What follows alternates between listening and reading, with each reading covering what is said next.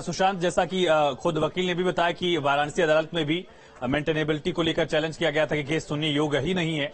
क्या वही दावे, वही तर्क हाईकोर्ट में भी रखे गए थे या कुछ अलग बुनियाद रखी गई थी? किस आधार पर चैलेंज किया गया था कि इसके केस सुनने योग्य नहीं है? देखिए,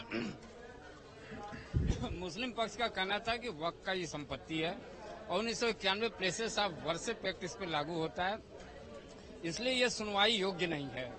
जबकि दोनों चीजों को न्यायालय ने माना है कि 1991 प्लेसेस ऑफ वर्शिप एक्ट इस पर लागू होती है, ना ही ये वक्फ की संपत्ति है।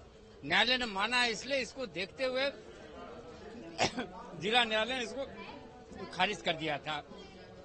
अब उच्च न्यायालय भी इसको खारिज कर दिया है। ये सारी चीजें, इसलिए इन सब चीजों को न्यायालय भी मान रहा है कि ये जो कानून जो कहा जाए काला कानून जो है, ये कहीं से लागू इन दावे पे नहीं होता है। एक सवाल ये भी पूछेगा सुशांत की अदालत दर अदालत एक तर्क पर ही चीजों को चैलेंज किया जा रहा है। क्या इससे एक लेट लतीफी वाला पोर्शन भी दिख रहा है? हालांकि उनका अधिकार हो सकता है, लेकिन सेम तर्क को अलग अलग अदालतों में चैलेंज करने से क्या दर्शाना चाहता है दूसरा पक्ष, जो पहले ही खारिज हो चुका था?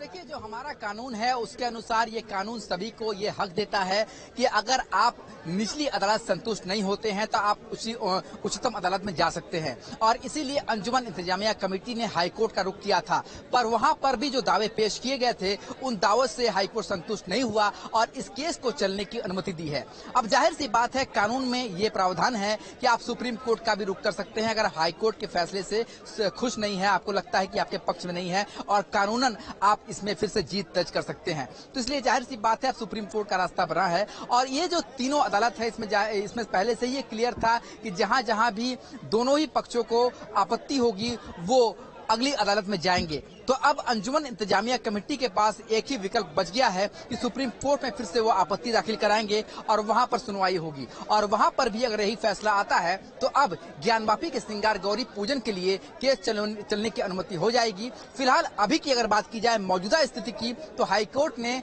पोषणीयता के आधार पर खारिज कर दिया है